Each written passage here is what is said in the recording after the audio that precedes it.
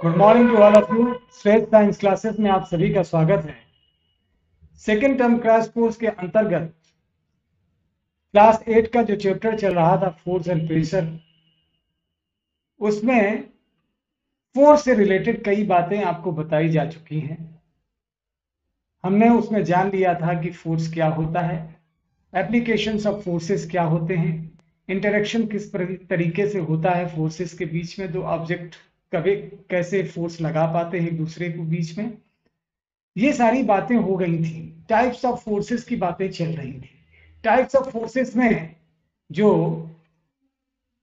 दो टाइप्स के फोर्सेस हमने बताए थे आपको, कांटेक्ट फोर्स और non contact force.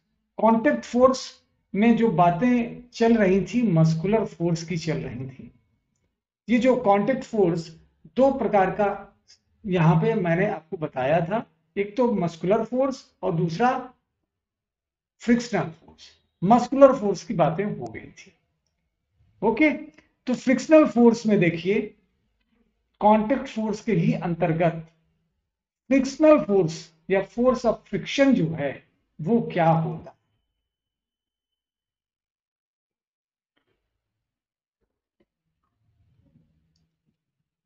Force of friction is the force which opposes the motion of an object over a surface. जब किसी भी सरफेस पे कोई ऑब्जेक्ट चलता है, सपोज दैट कि ये कोई एक ऑब्जेक्ट है, इस ऑब्जेक्ट के ऊपर ये दूसरा ऑब्जेक्ट रखा हुआ है और ये इस तरफ चल रहा है, मूव कर रहा है। तो जब ये इस तरफ मोशन करेगा तो ये दो सरफेस जो हैं, इस ऑब्जेक्ट ए का और ये बी अगर ऑब्जेक्ट है, तो ये ए का सरफेस है और ये बी का सरफेस है। ये दोनों सरफेस एक दूसरे के कांटेक्ट में है। The surface of A is in contact with the surface of B. अब यही जब आगे की तरफ मूव करेगा तो ये सरफेस जो है ए वाला सरफेस इसको अपोज करेगा। इन दोनों के बीच में क्या होगी? रबिंग होगी। तो friction always will oppose the motion of any object which is moving through any surface. तो अगर दो ऑब्जेक्ट हैं, एक तो ऑब्जेक्ट जो मूव कर रहा है और दूसरा ऑब्जेक्ट जिसके ऊपर वो मूव कर रहा है, पहला वाला, तो क्या होगा? इन दोनों के बीच में क्या होगा? रबिंग होगी। ओके, तो force of friction is the force which opposes the motion of an object. ये ऑब्जेक्ट के मोशन को अपोज करेगा। मतलब कि अगर ऑब्जेक्ट इस डायरेक्शन पे मूव कर रहा है, मोशन है इसका ऐसे, तो जो फोर्स ऑफ फ्रिक्शन लगेगा वो पीछे की तरफ लगेगा, अपोज कर रहा है। ओके, तो मूवमेंट किसी भी ऑब्जेक्ट का किसी भी सरफेस के ऊपर तभी होगा जब वो फ्रिक्शनल फोर्स को, ऐसा फोर्स जो फ्रिक्शनल फोर्स से को नलीफाई करे और उससे ज्यादा लगे। तो जब भी फ्रिक्शनल फोर्स को नलीफाई करेगा, उससे ज्यादा लगेगा, तभी वो आगे की तरफ मूव करेगा, वरना ऑब्जेक्ट मूव नहीं करेगा, स्टैटिक रहेगा। ओके, तो देखिए, मोशन के विपरीत डायरेक्शन पे, opposite to the motion of, ये फ्रिक्शन एक्ट किस तरफ कर रहा है? Friction acts opposite to the motion of object, opposite to the motion of object.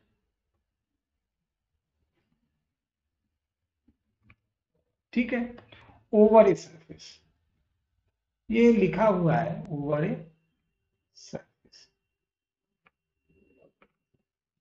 किसी भी सरफेस के ऊपर अगर कोई ऑब्जेक्ट मूव कर रहा है तो उसके मोशन की विपरीत डायरेक्शन पे जो फोर्स लगेगा वो फोर्स है फ्रिक्शनल फोर्स।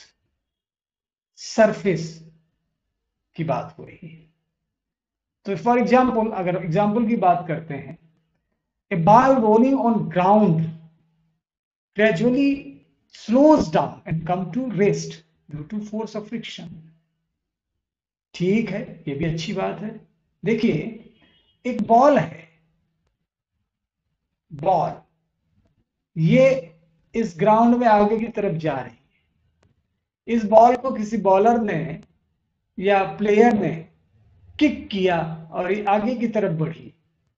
अगर रोलिंग करते हुए ये आगे की तरफ जा रही है तो धीरे धीरे क्या होगा, इसकी स्पीड कम हो जाएगी और एक समय ऐसा आ सकता है जब ये यहाँ पे रेस्ट में आ जाए। ओके, और रेस्ट में तभी संभव है, और ये ग्रेजुअली जो स्पीड इसकी डिक्रीज कर रही है वो due to the rubbing of the surfaces of these two, the ground and the ball. Ground और बॉल के सरफेसेस के बीच की जो रबिंग है, जो फ्रिक्शनल फोर्स लग रहा है, उसी की वजह से उसकी स्पीड कम हुई है और वो एक समय ऐसा आएगा जब वो रुक जाएगी due to the rubbing of the surfaces of ground and the ball। ठीक, तो हमेशा ये फ्रिक्शनल फोर्स क्या करेगा, मोशन के विपरीत डायरेक्शन पे, opposite to the motion act करेगा। इसलिए ये इसके मोशन के विपरीत डायरेक्शन पे बल लग रहा है, एक प्रकार से ब्रेक का काम करेगा और एक समय ऐसा आएगा जब ये रुक जाएगा। ठीक, तो ball rolling on a ground gradually slows down, धीरे धीरे, ग्रेजुअली का मतलब होता है धीरे धीरे, slows down and comes to rest due to force of friction.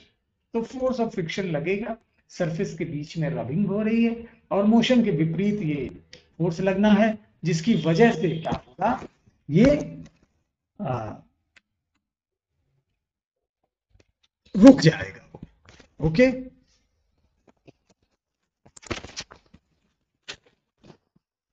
Next जो एग्जांपल है उसको देख लीजिए। If we stop pedalling a bicycle, अगर किसी बाइसिकल को हम पैडलिंग करना बंद कर दें तो वो बाइसिकल जो है वो धीरे धीरे रुक जाएगी। साइकिल है, उसको हम चलाते चले जा रहे हैं, ये देखिए फॉर एग्जांपल, इसी को चर्चा करो। ये बॉल का पहला था, ये बॉल, ये ग्राउंड है, ये बॉल है, ये आगे की तरफ बढ़ेगी और ये ग्राउंड और इस सरफेस, ये दो जो सरफेस हैं बॉल और ग्राउंड के बीच में, तो ये मोशन तो बॉल कर रहा है इस डायरेक्शन पे, लेकिन फ्रिक्शनल फोर्स लगेगा इस डायरेक्शन पे, तो ये मोशन को अपोजिट डायरेक्शन पे लग रहा है, ये फ्रिक्शनल फोर्स है और ये मोशन है इस तरफ। ठीक है, मोशन के विपरीत डायरेक्शन पे, इसलिए ये बॉल ग्रेजुअली स्टॉप कर जाएगी, डिक्रीज कर जाएगी स्पीड इसकी और स्टॉप कर जाएगी। ये बाइसिकल जो है ये पैडलिंग अगर करना, पुल कर रहा है ना, पुश कर रहा है ना ये पैडल्स को, जिसकी वजह से ये आगे की तरफ बढ़ रही है। अगर ये पैडलिंग करना बंद कर दे तो धीरे धीरे इस टायर, दोनों टायर देखो, दोनों पहिए के बीच में और ग्राउंड के बीच में ये मोशन कर रही है बाइसिकल आगे की तरफ, और ये ग्राउंड की जो रबिंग है ये नीचे पीछे की तरफ फ्रिक्शनल फोर्स लग रहा है। दोनों केसेस में मोशन आगे की तरफ, फ्रिक्शनल फोर्स पीछे की तरफ, ग्राउंड और टायर के बीच का, जिसकी वजह से ये साइकिल एक समय ऐसा आएगा जब ये रुक जाएगी। तो वी स्टॉप पैडलिंग, अगर पैडलिंग करना बंद कर दें बाइसिकल की, इट ग्रेजुअली स्लो डाउन, ये धीरे धीरे स्लो डाउन हो जाती है, and comes to stop due to the force of friction. तो ये दो एग्जाम्पल आपको क्लियर कर रहे हैं कि फ्रिक्शनल फोर्स किस तरीके से लगता है और कांटेक्ट फोर्स है ये। ठीक है, तो कांटेक्ट फोर्स है, दो सरफेस के बीच में कांटेक्ट हुआ है तभी फोर्स लगा है। ओके, तो फ्रिक्शनल फोर्स कैसा है, कांटेक्ट फोर्स है, और ये हमेशा मोशन के विपरीत लगता है, opposite to the direction of motion ये एक्ट करेगा। ठीक है, okay. Next we are going to discuss non contact force. तो अभी तक सारी जो बातें थी कांटेक्ट फोर्स की चल रही थी, जिनमें सरफेस के बीच का कांटेक्ट था। अगर सरफेस के बीच में कांटेक्ट नहीं होता तो फोर्स नहीं लगता। हम अगर ये पेन उठाना चाहते हैं यहां से, तो पेन को हमें छूना पड़ेगा, तभी हम पेन को उठा पाएंगे, अन्यथा पेन को नहीं उठा पाएंगे। Without touching the pen you can not hold the pen, okay. और without touching the ground by your feet you can not walk into the ground। तो ये सारी बातें हैं, फ्रिक्शनल फोर्स एक्ट करता है ड्यू टू द सरफेस के बीच में कांटेक्ट की वजह से, ओके। तो मस्कुलर फोर्स और फ्रिक्शनल फोर्स दो कैसे फोर्स हैं? कांटेक्ट फोर्स हैं। अब जो बातें करेंगे हम नॉन कांटेक्ट फोर्स की बातें करेंगे। तो नॉन कांटेक्ट फोर्स में हमने पहले भी डिस्कस किया है, नॉन कांटेक्ट फोर्स जो है, कांटेक्ट पहले ही सीधा सीधा लिखा हुआ है, नॉन कांटेक्ट मतलब कांटेक्ट नहीं होगा सरफेस के बीच में, लेकिन फिर भी फोर्स एक्ट करेगा। The force will act without touching the object. किसी ऑब्जेक्ट को टच नहीं करना है लेकिन फिर भी फोर्स एक्सपीरियंस कर जाए वो, इसका मतलब है कि इस प्रकार का कैसा फोर्स है, ये नॉन कांटेक्ट फोर्स है। तो नॉन कांटेक्ट फोर्स में क्या है? टचिंग नहीं होगी, मतलब there will be no contact between the objects, and without touching और without contact they will experience the force. Interaction between the object हो सकता है। कैसे? नॉन कांटेक्ट फोर्स जो थे वो हमने कई तरीके से, कई टाइप के बताए थे आपको, जिनमें बेसिकली 3 टाइप के। पहले तो मैग्नेटिक, दूसरा इलेक्ट्रोस्टैटिक,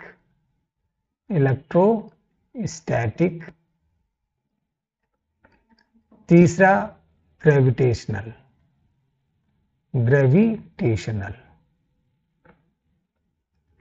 तो मैग्नेटिक फोर्स, इलेक्ट्रोस्टैटिक फोर्स और ग्रेविटेशनल फोर्स, अब मैं फोर्स लगा दीजिए, ये भी फोर्स है, ये भी फोर्स है, ठीक है। तो नॉन कांटेक्ट फोर्स में हम 3 फोर्सेस को स्टडी करेंगे यहां पे। कौन कौन से? मैग्नेटिक फोर्स, इलेक्ट्रोस्टैटिक फोर्स और ग्रेविटेशनल फोर्स। तो सबसे पहले मैग्नेटिक फोर्स को देखते हैं। Magnetic force is the force exerted bye magnets. Magnets के द्वारा जो फोर्स एक्सर्ट किया जाता है उसको मैग्नेटिक फोर्स कहते हैं। अब सबसे पहले मैग्नेट होता क्या है? देखो, सबने देखा होगा मैग्नेट 2 पोल्स होते हैं इसमें, एक नॉर्थ पोल होता है और दूसरा साउथ पोल होता है। मैग्नेट में 2 पोल्स होते हैं, नॉर्थ पोल और साउथ पोल। मैग्नेट के जो इंटरेक्शन होते हैं वो कैसे होते हैं इसको देखो। नॉर्थ पोल को अगर 1-2 मैग्नेट हैं आपके पास और उनके बीच में इंटरेक्शन कैसा होगा उसको शो करना है, तो उस देखिए नॉर्थ पोल और नॉर्थ पोल ये क्या करेंगे? रिपल करेंगे। साउथ पोल और साउथ पोल रिपल करेंगे। नॉर्थ साउथ या साउथ नॉर्थ अट्रैक्ट करेंगे। यानी कि like pole will repel and unlike pole will attract each other. आप इसको समझ लीजिए। अगर एक समान, एक जैसे पोल हैं तो क्या होगा? वो रिपल करेंगे एक दूसरे को। और अगर असमान, एक जैसे नहीं है, अलग अलग पोल है, एक नॉर्थ है दूसरा साउथ है, या साउथ है पहला दूसरा नॉर्थ है, तो यहां पे अट्रैक्शन होगा। अनलाइक पोल में अट्रैक्शन होगा, लाइक माने सेम पोल में क्या होगा? रिपल्सन होगा। ये आपका इंटरेक्शन बिटवीन द पोल्स था, बिटवीन द मैग्नेट्स। तो अब देखिए force of attraction and repulsion between 2 magnets. कैसे? Force exerted by magnet on a piece of iron और स्टील। देखिए पहली बात तो यह है कि force of attraction and repulsion between 2 magnet. अभी मैंने आपको बताया ये बिटवीन टू मैग्नेट्स का, कि अगर नॉर्थ पोल है, दो मैग्नेट हैं, दोनों मैग्नेट्स के नॉर्थ पोल साउथ पोल होंगे, दो पोल होते हैं। मोनोपोल डज नॉट एग्जिस्ट, याद रखिएगा, मोनोपोल डज नॉट एग्जिस्ट। एक सिंगल पोल हो ही नहीं सकता। आप किसी भी मैग्नेट को कितना भी छोटा पीस में तोड़ दें, कितने भी छोटे पीस में तोड़ दें, उसके दो पोल होंगे ही होंगे। मतलब एक पोल, ऐसा नहीं है कि you can separate the pole. North है तो साउथ भी होगा, चाहे कितना भी छोटा कण आप तोड़ लीजिए मैग्नेट का। तो single pole does not lie, नहीं रहता। तो आप देखिए दो पोल हैं, और ये जो इंटरेक्शन मैंने आपको बताया, अगर अलग अलग पोल हैं तो वो अट्रैक्ट करेंगे नहीं, वो रिपल करेंगे नहीं, अट्रैक्ट ही करेंगे। ठीक है, तो फिर से कंफ्यूजन आ गया, मैंने दो बार नहीं बोल दिया।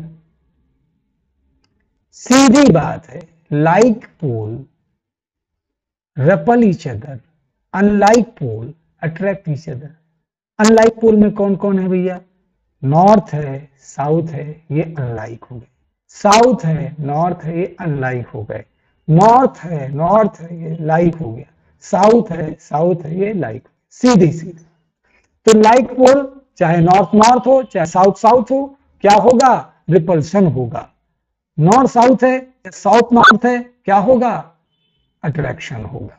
तो अब दो मैग्नेट्स के बीच में जो इंटरेक्शन है, आपने मैग्नेट लिया और उसको दूर ही रखा, सेम पोल लेके आओगे वो अलग हो जाएगा, दूर बढ़ना शुरू हो जाएगा। ठीक है, और अगर अपोजिट पोल को ले आओगे वो बिल्कुल एक तरफ खींच लेगा, उसको चिपका लेगा। आपने टच नहीं किया, विदाउट टचिंग, टचिंग हुई नहीं है, कांटेक्ट हुआ ही नहीं है, लेकिन इंटरेक्शन हुआ है। तो ये एक ऐसा फोर्स है मैग्नेट और मैग्नेट के बीच का। अब मैग्नेट और मैग्नेटिक मटेरियल का बीच का जो कांटेक्ट फोर्स है, जैसे एक मैग्नेट है और दूसरा मैग्नेटिक मटेरियल है। मैग्नेटिक मटेरियल कौन कौन से होते हैं भैया? मैग्नेटिक मटेरियल जैसे आयरन, स्टील, निकल।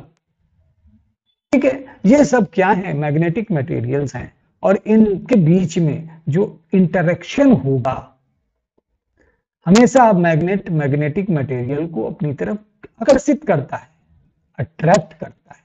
Magnetic material is attracted towards the magnet, ये याद रखिएगा।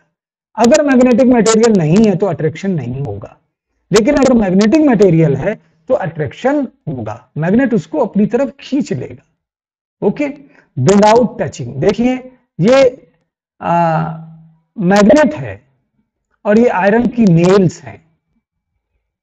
मैग्नेट ऊपर रखा गया, आयरन की नेल्स नीचे पड़ी हुई है, वो अपने आप इसमें चिपकना शुरू हो जाएंगी।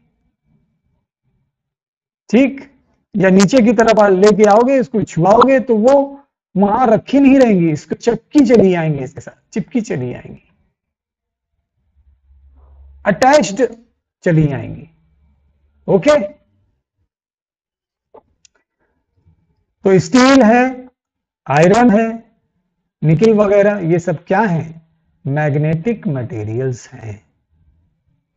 ओके, तो interaction between the magnets and interaction between the magnet and magnetic material, ये दोनों आपको मैंने समझाने की कोशिश की है। आप इसको एक बार फिर से देख लीजिएगा, समझ जाएंगे। इलेक्ट्रोस्टैटिक फोर्स का देखिए, electrostatic force, electrostatic force is the force exerted bye A charged body. किसी भी चार्ज्ड बॉडी के द्वारा जो फोर्स लगाया जाता है किसी दूसरी चार्ज या अनचार्ज्ड बॉडी के ऊपर। एक कोई चार्ज बॉडी है जिसमें चार्ज अकुमुलेट है, और दूसरी जो अनचार्ज बॉडी है या चार्ज बॉडी है, उन दोनों के बीच में इंटरेक्शन होगा। हमेशा याद रखिएगा, पॉजिटिव के बीच में क्या होगा? रिपल्सन होगा। निगेटिव निगेटिव के बीच में रिपल्शन होगा। ठीक है, पॉजिटिव निगेटिव के बीच में या निगेटिव पॉजिटिव के बीच में अट्रैक्शन होगा। Opposite charge will attract and same charge will ripple. समझ में आ रही है बात? तो अपोजिट चार्ज, अब देखिए कोई भी चार्ज बॉडी अगर किसी चार्ज या अनचार्ज बॉडी को अपनी तरफ खींच रही है तो उसको हम कहेंगे कि ये इसके अंदर क्या है? इलेक्ट्रोस्टैटिक फोर्स है, जिसकी वजह से ये इसकी तरफ आकर्षित हो रही है। ठीक है, जैसे for example plastic straw charged bye rubbing with paper attract A suspended plastic straw. एक प्लास्टिक की ये छड़ है जो कि सस्पेंडेड बंधी हुई है इससे और लटकी हुई है। सस्पेंडेड का मतलब किसी सरफेस से लटकी हुई है बंध के।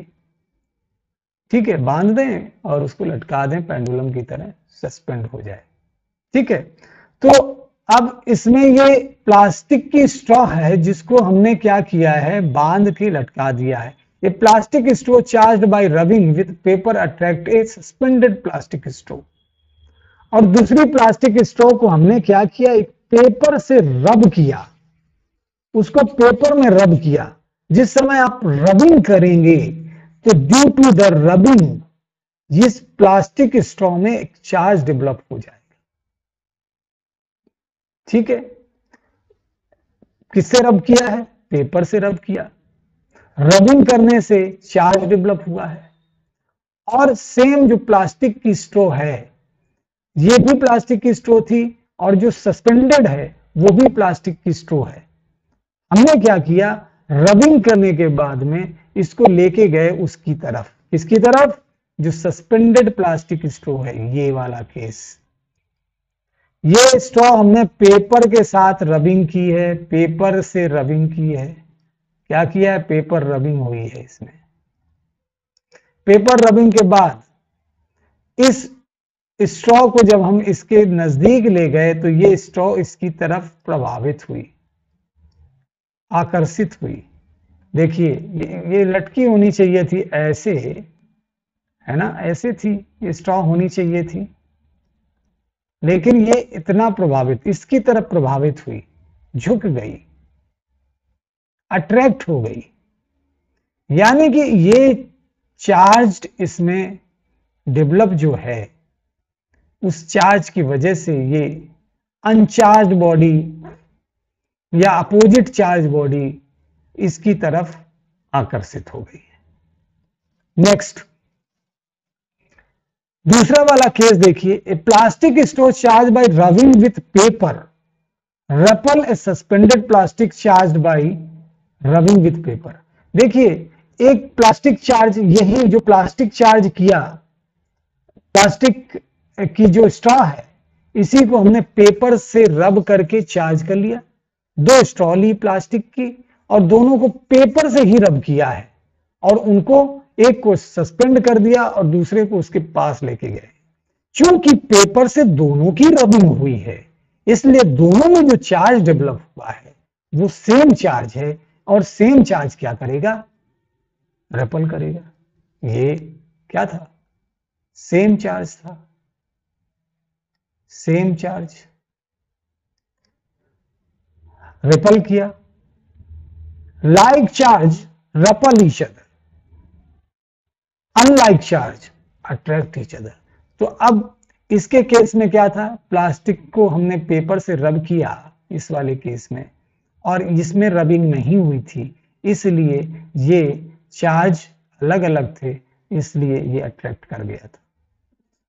लेकिन इसके केस में क्या हुआ? इसको देखो, इसमें दोनों की रबिंग पेपर से हुई, जिसकी वजह से सेम चार्ज डेवलप किया है, सेम चार्ज डेवलप किया है, इसलिए ये क्या हुए? रपल कर गए। यहां पे क्या हुआ, रिपल्सन हो गया, रिपल्सन। ओके, यहां पे क्या हुआ, यहां पे अट्रैक्शन हुआ है, अट्रैक्शन। अट्रैक्शन क्यों हुआ भैया, अट्रैक्शन हुआ है due to unlike charge, unlike charge. ठीक है, अनलाइक चार्ज जो है वो, उसकी वजह से इसमें अट्रैक्शन हो गया। और यहां पे सेम चार्ज, या इसी को हम क्या बोलेंगे, लाइक चार्ज, एक जैसे चार्ज हुए हैं, इसलिए यहां पे रिपल्सन हुआ है। ठीक, तो इलेक्ट्रोस्टैटिक फोर्स में जो लाइक चार्ज है या सेम चार्ज है उनके बीच में अट्रैक्शन होगा, और जो अनलाइक चार्ज है उनके बीच में रिपल्सन होगा। तो विदाउट टचिंग हो रहा है, तो इसमें भी कहीं कांटेक्ट की आवश्यकता नहीं है। तो इलेक्ट्रोस्टैटिक भी कैसा है, non contact force of attraction है। ग्रेविटेशन फोर्स की बात करते हैं। ग्रेविटेशन फोर्स भी नॉन कांटेक्ट फोर्स ही है। Gravitation force is the force exerted bye earth on all objects. सभी प्रकार के ऑब्जेक्ट्स पे, जो भी इस पृथ्वी पर है या पृथ्वी से ऊपर है, वो सब पृथ्वी के संपर्क में ही है, इन्फ्लुएंस में है पृथ्वी के। पृथ्वी हर ऑब्जेक्ट को अपने केंद्र बिंदु की तरफ खींच रही है, और कोई ऑब्जेक्ट जिस फोर्स के द्वारा पृथ्वी की तरफ खींचा जाता है वही ऑब्जेक्ट का वेट होता है, ये याद रखिएगा। तो यहां पे देखिए, पृथ्वी क्या कर रही है, अर्थ क्या कर रही है, gravitational force is the force exerted bye earth on all object. सभी ऑब्जेक्ट के ऊपर जो फोर्स, जिस फोर्स से अर्थ ऑब्जेक्ट्स को खींच रही है अपनी तरफ, वही है gravitational force. It pull all object towards the earth. ये सभी ऑब्जेक्ट को क्या कर रही है, अपनी तरफ खींच रही है, पुल कर रही है, पुल कर रही है, पुलिंग हो रही है। यानी कि due to this pulling no object can escape from the earth. Earth से एस्केप नहीं कर सकता कोई ऑब्जेक्ट, अर्थ में ही आएगा। कितना भी ऊंचा आप फेंक दीजिए, कितनी भी स्पीड के साथ, एक्सीलरेशन के साथ ऊपर फेंक दीजिए किसी भी ऑब्जेक्ट को, वो अर्थ को एक्सेप्ट नहीं कर सकता। वो क्या होगा, वो नीचे ही आएगा। ये ग्रेविटेशनल फोर्स जो है उस पे लगता जाएगा, वो ऑब्जेक्ट ग्रेजुअली डिक्रीज करता जाएगा अपनी स्पीड को, और एक समय आएगा जब वो इसकी स्पीड बिल्कुल जीरो हो जाएगी, वहां से फिर से वो नीचे आना शुरू हो जाएगा। यानी कि it have to come back to the earth, it will not go outside of the earth. ठीक है, तो क्यों नहीं जा पाएगा, क्योंकि अर्थ हर ऑब्जेक्ट को अपने केंद्र बिंदु की तरफ खींच रही है, फोर्स लगा रही है हर ऑब्जेक्ट के ऊपर, और यही जो फोर्स है वो ग्रेविटेशनल फोर्स है। और ये जरूरी नहीं है कि ऑब्जेक्ट टच में आए अर्थ के तभी उसके ऊपर लगे, कहीं पे भी और अर्थ के ऊपर भी रहेगा ऑब्जेक्ट, या कहीं पे भी रहेगा, अर्थ का ग्रेविटेशनल पुल जो है, फोर्स, वो उस ऑब्जेक्ट के ऊपर लगता रहेगा। ओके, तो एग्जाम्पल के तौर पे अगर हम डिस्कस करें, क्या आएगा, ए कॉइन और pen falls down when it slips off your hand. कोई कॉइन है या पेन है, सिक्का या पेन, जैसे आपके हाथ से स्लिप करता है, वो नीचे की तरफ मूव करता है और ग्राउंड में गिर जाता है। तो कोई कॉइन है या पेन है, वो नीचे गिर जाता है जैसे ही वो आपके हाथ से स्लिप करता है। क्यों भैया नीचे ही गिरा, ऊपर भी जा सकता था, तो ऊपर नहीं गया, वो नीचे ही गया, क्योंकि हर ऑब्जेक्ट को पृथ्वी अपने तरफ खींच रही है, पुल कर रही है। तो ग्रेविटेशनल फोर्स उस पर एक्ट कर रहा है, जिसकी वजह से वो ऑब्जेक्ट नीचे चला गया। Okay, ball throne upward falls down. देखिए, कोई भी बॉल है, अगर हम उसको ऊपर उछाल देते हैं तो वो नीचे गिर जाएगा, एक समय आएगा जब वो नीचे आएगा। क्यों, क्योंकि उसमें ग्रेविटेशनल पुल लग रहा है। Leaves and fruits fall to the ground. जो भी पत्तियां हैं, फल हैं पेड़ों के, वो सब नीचे गिरते हैं। क्यों? क्योंकि उसमें ग्रेविटेशनल फोर्स लग रहा है, नीचे ही गिरेंगे और कहीं नहीं। आइजैक न्यूटन एक पेड़ के नीचे बैठा हुआ था, आम का पेड़ था, सेब का पेड़ था, और उसके ऊपर गिरा फल, और उसने दिमाग लगाया अपना कि भैया ऐसा क्या है कि ये फल मेरे ऊपर ही गिरा, मतलब नीचे ही आया, ये और भी तो ऊपर जा सकता था। और उसने ग्रेविटेशनल लॉ की खोज कर दी। तो इस तरीके से बड़ा ही योगदान है न्यूटन का फिजिक्स में, साइंस में। बड़े बड़े महान काम न्यूटन ने किए। तो यहां पे देखिए, leaves and fruits fall to the ground when they get detached from the plant। जैसे वो प्लांट से डिटैच होते हैं, टूटते हैं, नीचे आते हैं, क्योंकि ग्रेविटेशनल पुल लग रहा है उनके ऊपर, ग्रेविटेशनल फोर्स लग रहा है। Water in reverse flows downward. जो भी नदियों में पानी है वो नीचे की तरफ आता है।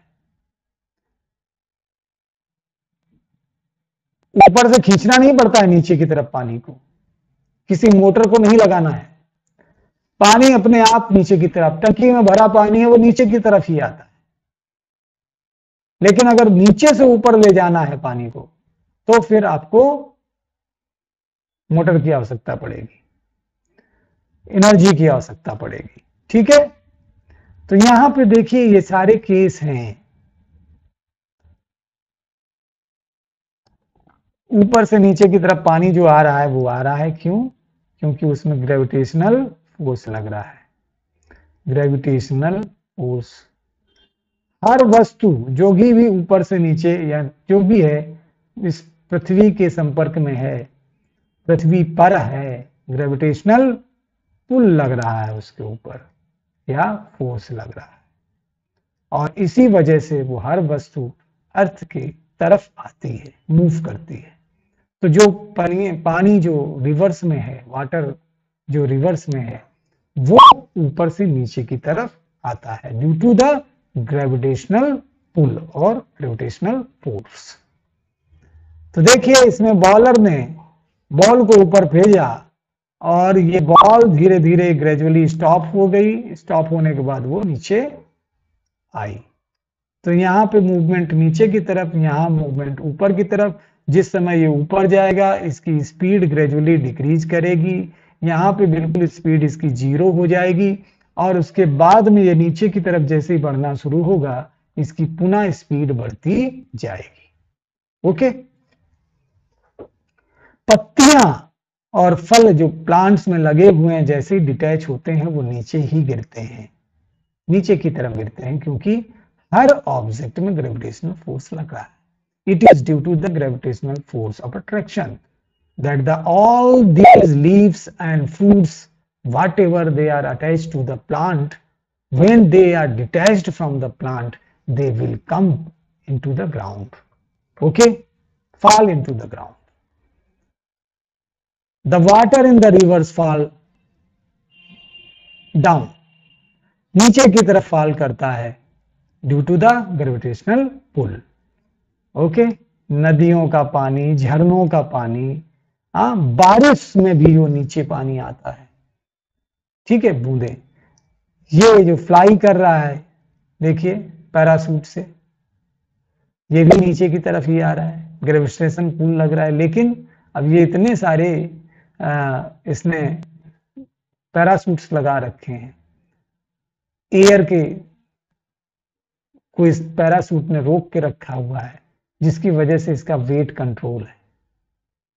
ठीक है, तो ये ऊपर हवा में क्या करेगा, उड़ता रहेगा, और जैसे ही ये अपना थोड़ा सा इसके पैराशूट्स को इधर उधर करेगा तो ये नीचे आएगा। ठीक, तो वाइल कोई भी वर्क हो रहा हो, हर प्रत्येक ऑब्जेक्ट में जो है क्या लग रहा है, फ्रिक्शनल फोर्स नहीं, ग्रेविटेशनल फोर्स लग रहा है, ग्रेविटेशनल पुल लग रहा है। जो भी ऑब्जेक्ट इस अर्थ सरफेस पे है, हर ऑब्जेक्ट के ऊपर ग्रेविटेशनल पुल लग रहा है। और ये कैसा है, नॉन कांटेक्ट फोर्स है, और इसमें जरूरी नहीं है कि संपर्क में ही ऑब्जेक्ट हो अर्थ के तभी लगे। हर जो भी ऑब्जेक्ट अर्थ सरफेस पे या अर्थ के ऊपर है, वो अर्थ के जो भी फोर्स लगेगा वो अर्थ के इन्फ्लुएंस में है, यानी कि उसमें ग्रेविटेशनल पुल लग रहा है। और ग्रेविटेशनल पुल क्या है, the force by which earth attract every body. ठीक है, तो आज हम लोगों ने नॉन कांटेक्ट फोर्स को स्टडी किया है। हमारी बातें कांटेक्ट फोर्स में फ्रिक्शनल फोर्स की बातें हुई थी, और वहां से फिर हम लोग नॉन कांटेक्ट फोर्स में आए, मैग्नेटिक फोर्स की बातें हुई। मैग्नेटिक फोर्स के बाद में इलेक्ट्रोस्टैटिक फोर्स की बातें हुई, इलेक्ट्रोस्टैटिक्स के बाद में ग्रेविटेशनल फोर्स की बातें हुई। तो आज के लिए इतना काफी है। कल हम लोग नए टॉपिक को लेके चलेंगे, प्रेशर। और तब तक के लिए चैनल को सब्सक्राइब करना है, वीडियो को लाइक करना है और शेयर करना है। आप सभी का श्रेष्ठ साइंस क्लासेस से जुड़े रहने के लिए धन्यवाद। आप सभी का दिन मंगलमय हो।